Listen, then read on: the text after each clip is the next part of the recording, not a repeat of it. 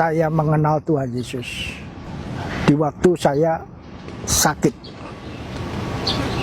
Disitulah saya ditemuin atau diperlihatkan Tuhan Yesus. Malahan roh saya ini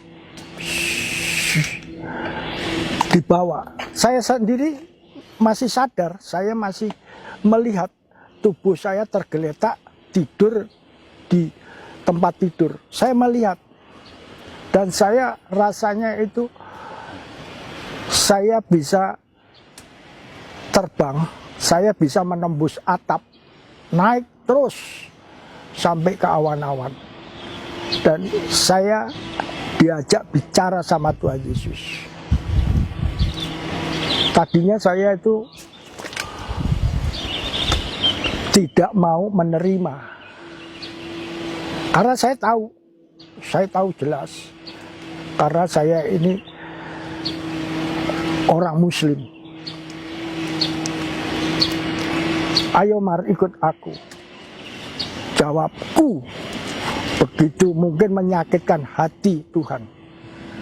Dan Tuhan Yesus itu saya jawab kayak begitu, gak pernah marah. Dia cuman ketawa mesem aja. Ngapain aku ikut Allahnya orang kafir? Kamu kan Allahnya orang Kristen, orang kafir.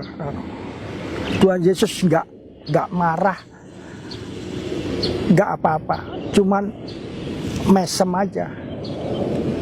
Justru yang marah itu pendampingnya kiri kanan itu mau banting saya. Setelah lama saya diajak bicara dan saya dielu-elukan.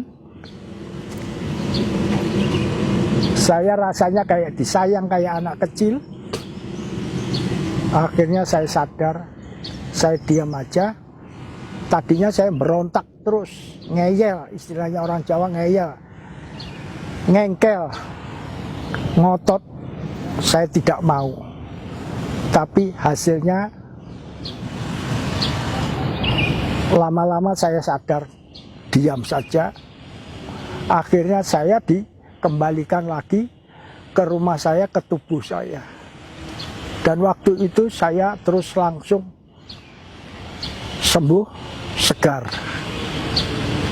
Nah, kelanjutannya saya ketemu sama saudara-saudara kita orang Kristen, yang mana semuanya itu perilakunya, karakternya, akhlaknya itu saya lihat sesuai dengan ajaran-ajaran Tuhan Yesus. Apa itu ajaran Tuhan Yesus? Ajaran Tuhan Yesus itu banyak sekali. Namun saya ambil intinya satu, adalah kasih. Hanya kasih. Saya dibawa ke Baitullah. Apa Baitullah? Gereja. Disitulah saya banyak dikasih pelajaran. Pelajaran itu sampai saya bingung. Karena ada dua kata-kata. Yaitu tadi, ini doktrin apa dogma. Ini dogma apa ini doktrin. Tinggal pilih aja. Karena itu sesuai dengan hukum Allah. Sunatullah. Apa sunatullah? Itu sunatullah adalah hukum Allah, ketetapan Allah. Ketetapan Allah itu enggak banyak-banyak, cuma dua. Ada siang, ada malam, ada laki-laki, ada perempuan, ada baik, ada buruk, ada benar, ada salah. Cuman itu, selanjutnya yaitu hanya dua, tinggal pilih. Kenapa tinggal pilih? Karena itu sifat Allah itu Ar-Rahman dan Ar-Rahim. Tuhan Yesus tidak diktator atau kamu harus ini, tidak. Tinggal pilih aja. Semuanya itu dipertanggungkan masing-masing. Inna dina indahil Islam. Ya itu tidak pernah saya ucapkan. Yang jelas itu ada kaitannya. Kenapa nggak pernah saya uraikan? Karena semua ada kaitannya dengan la haula wala quwata illa billah. Ayatnya di mana? La haula wala quwata illa billah di Roma 3. Yang mana Roma 3 menjelaskan tidak ada manusia, semuanya benar, semuanya adalah berdosa. Makanya itu turun ayat lakum dinukum waliyadin. Nafsi-nafsi masing-masing ke kiri apa ke kanan. Itulah kebesaran daripada Tuhan kita. Tuhan kita tidak pernah memaksa. Semua diberikan satu pilihan. Silakan untuk memilih ke kiri apa ke kanan, ke atas atau ke bawah. Namun semuanya ada ayat juga. Lebih baik pikiri hal-hal yang di atas daripada hal-hal yang di bawah. Semuanya tercantum pada Alkitab.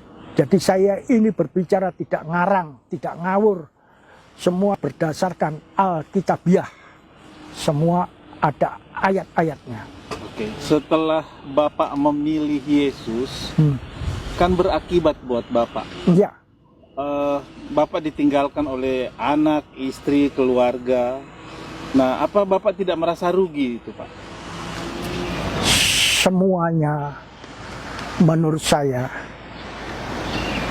hal-hal yang di dunia ini itu sia-sia belaka. Yang jelas itu tadi ada ayat, pikirkan hal-hal yang dari atas daripada yang atas. Janganlah engkau menjadi hamba uang, janganlah engkau menjadi serupa dengan dunia ini. Ada kata-kata itu. Saya datang di dunia ini tidak membawa apa-apa, dan pulang nanti pun juga tidak membawa apa-apa. Hanya satu, yaitu tadi, satu, surga pilihan saya, bukan neraka. Tinggal pilih, surga apa neraka? Surga. Lantas dunia gimana? Tinggalkan, saya tinggalkan. Makanya saya jadi pemulung. Saya sudah mendapat label atau panggilan atau jabatan. Apa jabatannya? Jabatan saya, panggilan saya, label saya, orang gila. Karena semua menganggap saya ini udah gila, udah enak-enak khatam Al-Quran, ngapain masih belajar-belajar Alkitab. Udah katanya sudah terlambat, kayak belajar Alkitab udah bau tanah, bau kuburan, bau mayat. Nah itulah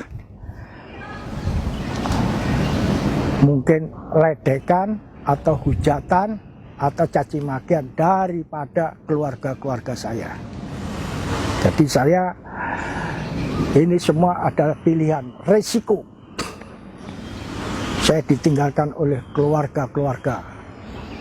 Saya sudah hidup sendirian. Karena saya punya pendapat, nanti di kuburan juga sendirian. Siapa yang mau nemanin saya? Maka saya di-training oleh Tuhan untuk hidup sendirian. Itulah apa jawaban saya yang sebenar-benarnya. Ada kerinduan nggak, Pak? Orang yang belum kenal Tuhan, Bapak bisa menceritakan gitu supaya mereka bisa mengalami apa yang Bapak alami gitu, Pak. Bukan hanya kerinduan aja. Memang itu sudah ketetapan, keharusan, perintah daripada Tuhan. Bukan perintah aja, tapi amanat agung. Di mana ayatnya? Di Matius 28. itu harus bahasa sananya fardu, nggak hanya fardu aja, fardu ain, wajib kau lakukan, wajib kau sampaikan. Itu di Matius 28, amanat agung bahasa kerennya. Jadi saya ini enggak cuman rindu aja kalau mau, tapi kebiasaan manusia itu suka mendebat, suka ngeyel, ngengkel, ngotot, maunya enggak mau kalah, istilahnya tegar tengkuk.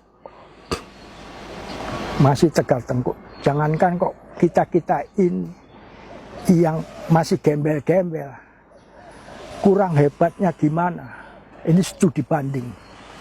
Kurang hebatnya gimana? Fir'aun sampai dinasihatin, diperingatin berapa turah yang ditunjukkan sama Allah. Namun Fir'aun tidak bergeming. Fir'aun sendiri masih menepuk dada. Malahan Fir'aun berani untuk berbicara, akulah Allah, sembahlah aku. Kau menyembah aku, langsung dapat. Kau minta apa? Langsung. Tapi kalau minta Allahmu, kapanpun juga gak akan terjadi. Sekarang kau nyembah saya, minta apa? Kereta yang bagus, pasti terjadi. Katanya Fir'aun. Tapi jangan lupa, Tuhan mendengarkan. Akhirnya berapa kali dinasihatin, begitu yang kuasa, Bapak yang di surga itu murka, dikubur dia. Fir'aun tidak seperti manusia, tapi dikubur di bawah lautan. Lautan mana? Mungkin Tiberias. Itu saya pernah baca. Jadi segala sesuatunya saya berbicara ini, bukan saya rekayasa, tapi saya atas dasar Alkitabiah. Semuanya ada di Alkitab. Kalau mau marah jangan sama saya, marah sama Alkitab. Alkitab itulah yang menuntun saya. Jadi jawaban saya seperti di dalam Alkitab. Ayat-ayatnya pun saya juga bisa menunjukkan. Sepertinya Allah yang Maha Kuasa pernah berbicara dengan manusia, merendahkan diri Allah. Ujilah aku akan membuka tingkap-tingkap langit. Kalau di mana ayatnya Mar? Di Maliaki. Buka. Jadi saya enggak rekayasa. Saya berbicara ini, saya juga enggak akan nyontek di Alkitab. Saya enggak bawa Alkitab, enggak bawa apa. Alkitab saya adalah di otak saya. Semua ada masuk di otak saya. Kurang percaya, buka Maliaki 3. Akan kubukakan tingkap-tingkap langit kau. Hebatnya begitulah kebesaran Allah kita ini. Jadi semua ini tinggal terserah pada kalian-kalian itu. Mau percaya silakan, tidak percaya silakan, karena semua adalah satu pilihan. Silakan untuk memilih. Saya sendiri mengajak kalian-kalian ini untuk hidup yang benar, bukan yang baik. Kenapa? Baik belum tentu benar. Baik belum tentu benar. Contohnya, hemat pangkal kaya. Itu ajaran manusia. Tapi bagi Tuhan ditolak. Masa iya? Buka Amsal 11:24 mungkin. Ada orang yang mendebar hartanya, nggak gembel-gembel, nggak sengsara. Ada orang yang menghemat hartanya, justru kekurangan terus. Jadi rumus, dalil, ayat daripada hemat pangkal kaya itu salah. Jadi ya baik, karena itu pelajaran sekolah, tapi baik belum tentu benar untuk Tuhan. Nah, beda sekali kan pola pikir Tuhan sama pola pikir manusia. Inilah, baik belum tentu benar. Merenungkan kehidupan saya selanjutnya, karena kehidupan saya adalah seorang pemulung.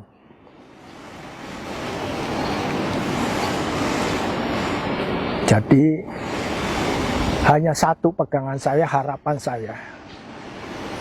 Saya hanya satu harapan saya mengharapkan pada Tuhan Yesus. Kasih karunia Tuhan Yesus itu dinyatakan. Dan Tuhan Yesus itu tidak pernah berdusta, berbohong. Tuhan Yesus berkali-kali mengatakan, jangan takut, jangan takut, jangan takut Umar. Aku akan menyertai engkau. Sampai kapan Tuhan? Sampai akhir zaman, bukan akhir hayat saya, sampai akhir zaman. Yang benar Pak Umar, itu semua jawabannya ada di Alkitab. Bagaimana pertama kali Bapak mengenal Tuhan Yesus, Pak? Saya sendiri juga heran, bingung, mengapa saya bisa menjadi manusia, istilahnya manusia penjilat, tidak komitmen. Tadinya saya yakin kalau inna dina indahil Islam itu benar-benar nyata. Tapi Tuhan Yesus sendiri yang menjawab dengan jawaban di Yohanes 14 ayat 6, yang mana kira-kira semuanya saudara-saudara kita bisa membaca di Alkitab. Yohanes 14 ayat 6 itu. Itulah dina sirotol mustaqim. Ya kana budu, ya kana stain. Dina sirotol mustaqim. Itu kerap kali ditanyakan dan sudah kerap kali dijawab sama Tuhan Yesus. Dan saya pada mulanya adalah nggak yakin, nggak percaya. Saya nggak percaya. Tapi karena itu kebesaran Tuhan Yesus, kemuliaan Tuhan Yesus dinyatakan, terbukti. Sekarang inilah saya benar-benar mengenal Tuhan Yesus yang sebenarnya. Perlu saya buktikan, saya nyatakan, saya anukan, karena ini benar-benar pengalaman hidup saya, tidak rekayasa, tidak saya buat-buat. Saya hingga bisa merubah puji-pujian saya dulu puji-pujian saya adalah Allahumma sholli ala Muhammad ya Rabbi sholli alaihi wasallim subhanallah walhamdulillah la ilaha illallah wallahu akbar la haula wala quwata illa billahil azim. Nah, sekarang sama Tuhan Yesus heran saya, lidah saya kok bisa memuji Tuhan Yesus dengan bahasa yang asing lagi. Saya kalau ditanya juga nggak ngerti apa artinya. Into my heart, into my heart, come in to my heart, Lord Jesus. Mar, artinya apa? Nggak tahu saya. Begitu semua yang nyetak, yang membuat itu Tuhan Yesus sendiri. Saya kalau ditanya artinya juga nggak tahu, tapi saya bisa buktinya. Come in in today, come in to stay, come into my heart, Lord Jesus. Ahlan wa sahlan, ahlan wa sahlan, marhaban ya Allah ya Jesus. Subhanallah walhamdulillah, la haula wala quwata. Amin. Artinya juga sama semua, tapi saya nggak tahu, saya kurang bisa. Nah, inilah kebesaran Tuhan. Tak ada yang mustahil bagi Tuhan. Apabila sudah dibukakan pintu, nggak ada yang bisa menutupnya. Dan sudah ditutup sama Tuhan Yesus, nggak ada yang bisa membukanya. Di situ. Kalau Tuhan Yesus sudah berkehendak, manusia setolol saya bisa. Saya bisa. Karena ini semua bukan karena Umar, semua karena Tuhanku yang maha mulia, maha dahsyat. Tuhan itu hanya satu kata. Hanya satu kata, kun fayakun, jadi-jadi. Gak ada yang bisa menanding. Kalau pengalaman pribadi Pak Umar, ketemu Tuhan itu seperti apa? Jadi gini Pak, kok bisa berubah total gitu loh Bapak? Kan? Nah, bagaimana pengalaman pribadi Bapak? Saya sendiri heran. Kalau malam saya merenung, renungan saya kalau pagi juga saya merenung. Tapi kok saya bisa berubah total jadi orang kafir. Menurut mereka saudara-saudara kita, inna dina indahil Islam itu gak bisa saya uraikan, tapi yang jelas menyinggung perasaan saudara-saudara kita yang lain, Hindu, Buddha, Kristen, pasti hanya satulah Islam yang diridhoin oleh Allah. Menurut ya. Tapi nyatanya sekarang saya juga bingung. Kenapa saya bisa jadi orang kafir? Itulah. Dan saya yakin seyakin-yakinnya kalau Tuhan Yesus itu sekarang ini masih hidup dan masih mendampingin saya di kiri kanan saya. Dijanji Tuhan Yesus, tenang Umar, maju terus, aku menyertai engkau. Tuhan Yesus, saya yakin janji Tuhan Yesus itu nggak pernah bohong. Tuhan Yesus berbicara, 2-3 orang bersekutu, aku pasti hadir. Sekarang Tuhan Yesus hadir, cuman kalian nggak bisa melihatnya, nggak tahu di samping saya, nggak tahu samping saya. Tuhan Yesus Pak ada. Dan saya berbicara ini tidak ngawur, tidak saya rekayasa. Tuhan Yesus selalu membisikin saya yakin. Ya, yang jelas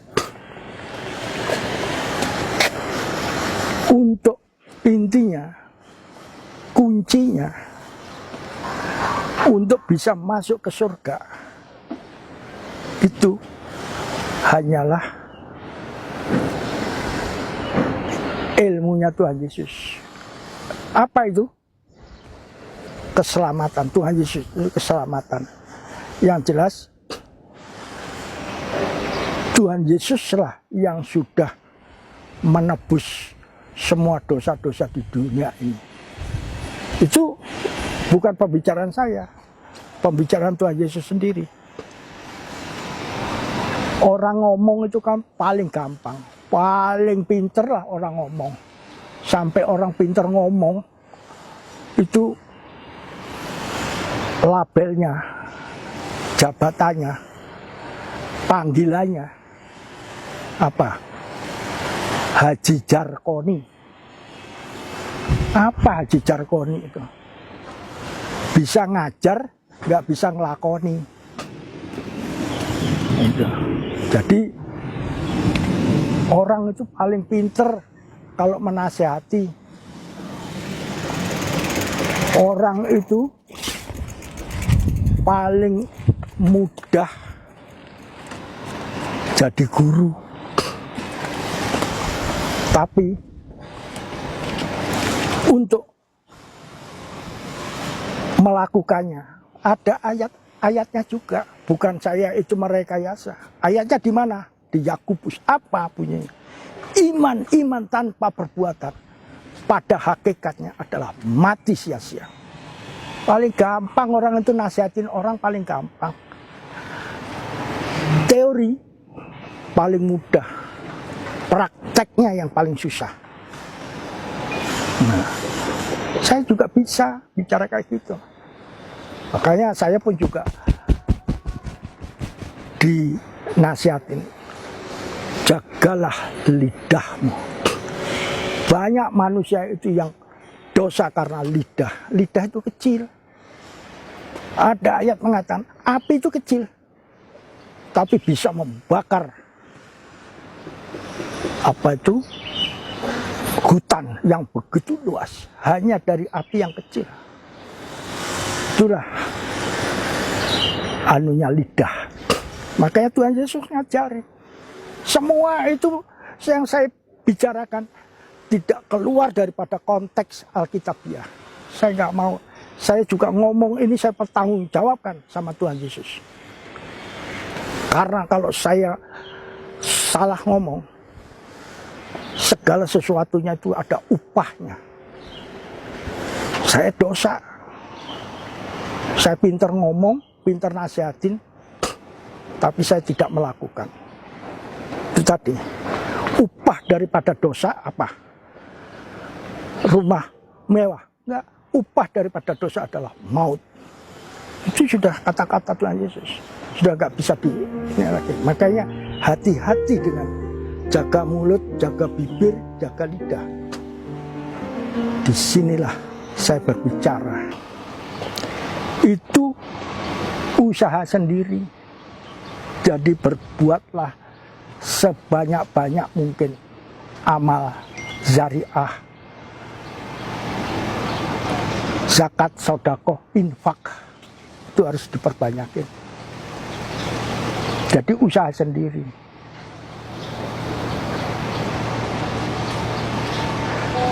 Makanya ada ayat kalau dulu lakum dinukum waliyadin. Apa lakum dinukum waliyadin itu apa? Yaitu masing-masing nafsi-nafsi. Namun kalau sekarang itu sudah enak. Enaknya gimana? Udah ditanggung Tuhan Yesus. Nanti saya ada lagu yang enak. Iramanya pun juga enak. Saya ada rekamannya, cuman saya kurang bisa. Siapa yang tak pernah berbuat dosa, siapa yang tak pernah berbuat salah, mari datang kepada Yesus. Dia akan mengampunimu. Oh, Masya Allah. Itu semua itu Tuhan Yesus lah. Sudah ditanggung. Nggak usah kamu zakat, sedekah, infak. Kamu pelit pun juga Tuhan Yesus sudah tahu. Tahu semua. Contohnya, wanita, aku nggak punya suami Tuhan. Oh iya, sekarang nggak punya suami. Tapi suamimu itu sudah 6. Tuhan Yesus tahu. Jangan ngebohong sama Tuhan Yesus. Tuhan Yesus maha tahu.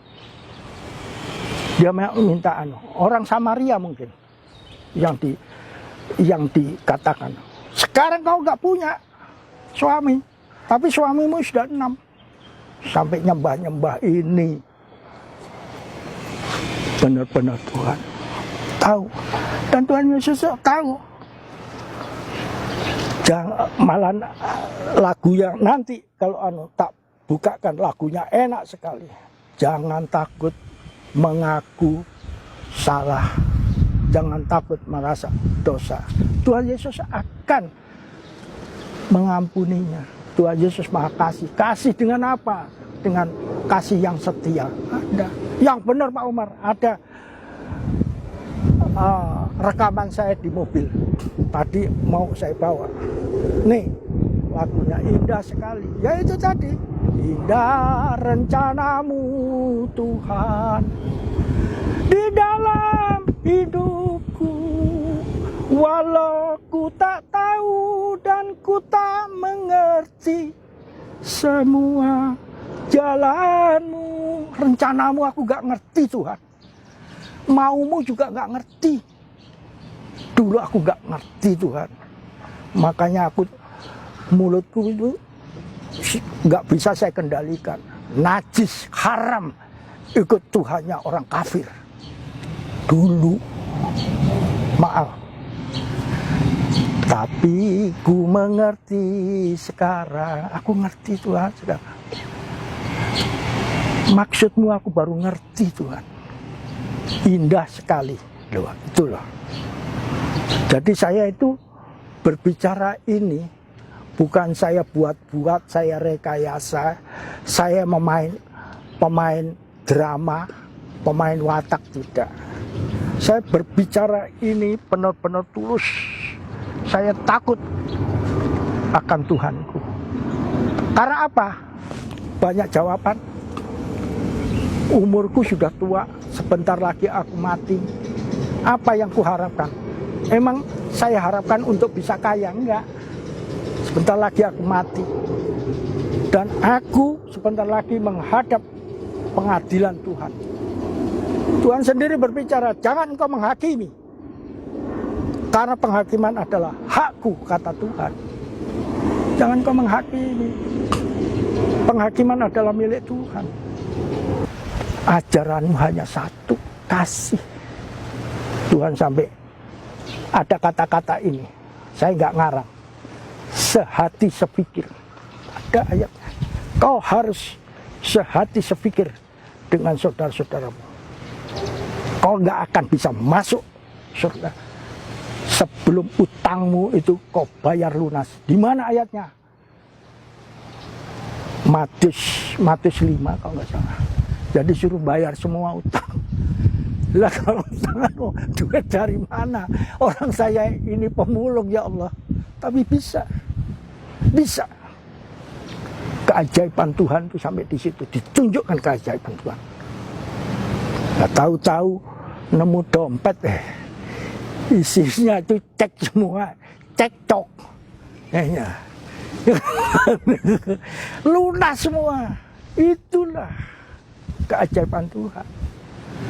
Jangan engkau pelit. Tuhan ada yang menyebar hartanya, nggak gembel-gembel. Ada orangnya, ada. Ayatnya ada. Ayatnya di mana?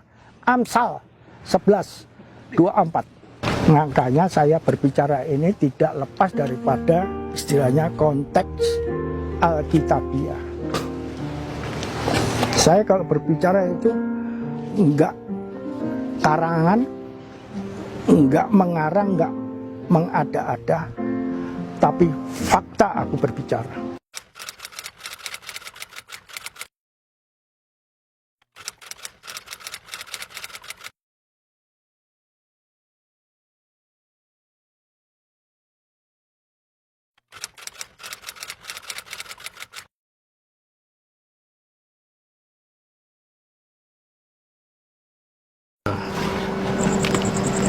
Ini udah saya tulis semua.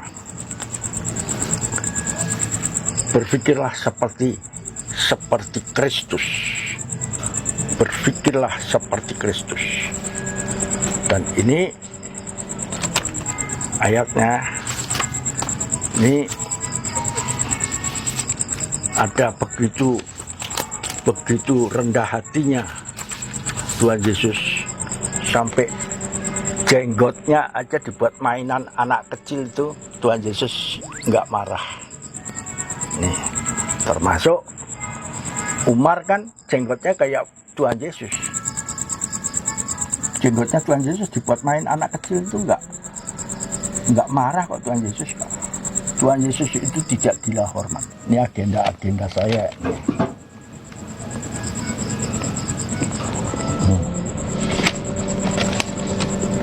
Ini catatan saya semua. Yang pertama kali memang saya juga pakai ini.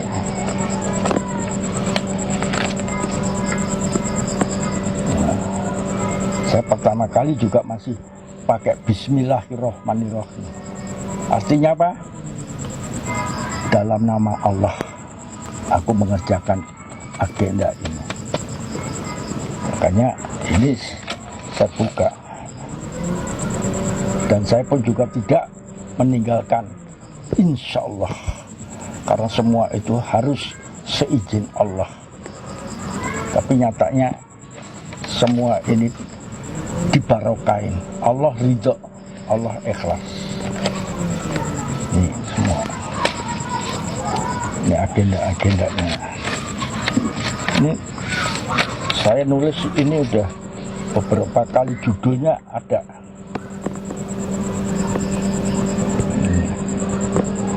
Judul